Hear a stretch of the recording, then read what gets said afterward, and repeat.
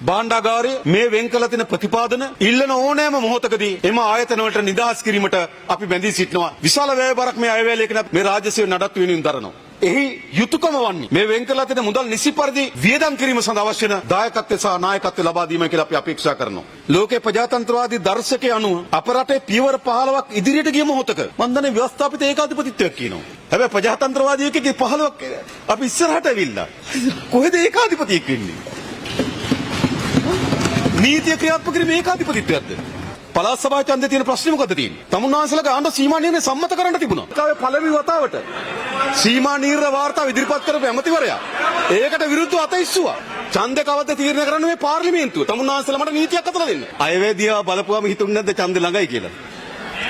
හිතුන්නේ නැද්ද? හිතුන්නේ නැද්ද? හිතුන්නේ නැද්ද එහෙම? මම හිතුවා කියලා එහෙම. ඒ අනුව අපේ රටේ ජනතා අභිලාෂයන් පළුදු නොකළ සහ ඒකී අභිලාෂයන් පාවා නොදුන් ආණ්ඩුවක් කියන විශ්වාසය පුරවැසියන් තුළ තිරසාරව තිබෙනවා. මේ ගෙවුණු කාලය තුළ දූෂණයට එරෙහිව ශක්තිමත් සහ වේගවත් ක්‍රියාමාර්ග ගනිමින් සිටින රටක්. මේ ජාතිවාදී ආගම්වාදී අන්තවාදී ජනතා පරමාධිපත්‍යයෙන් අවසන් කළ රටක්.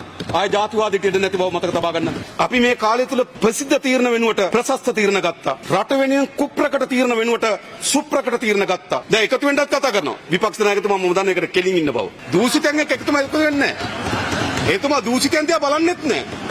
හරිද? බා විශ්තුතිවන්ත වෙන එතුමාට බලය ලබාගෙන ඉතා කෙටි කාලෙකින් চিරාත් කාලයක් බලය තහවුරු කර ගැනීම සඳහා විවස්ථා සංශෝධන කරපු ඉතිහාස අපි දැක තිබෙනවා.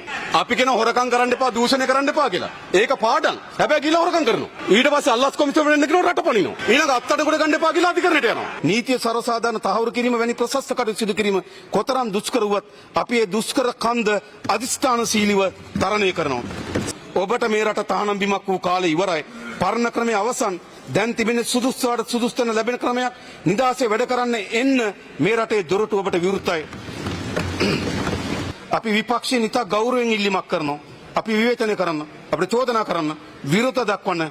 හැබැයි අඩුම තරමේ රටේ මතු පරපුර වෙනුවෙන් මත්කුඩු ජාවාරම පාතාලය අවසන් කරන්න සටන් කරනකොට ඒ වගේම දුප්පත්කම තුරන් කරන්න කටයුතු කරනකොට ඒකට එරෙහිව අකුල් නොහෙලා සහයෝගය දක්වන්න.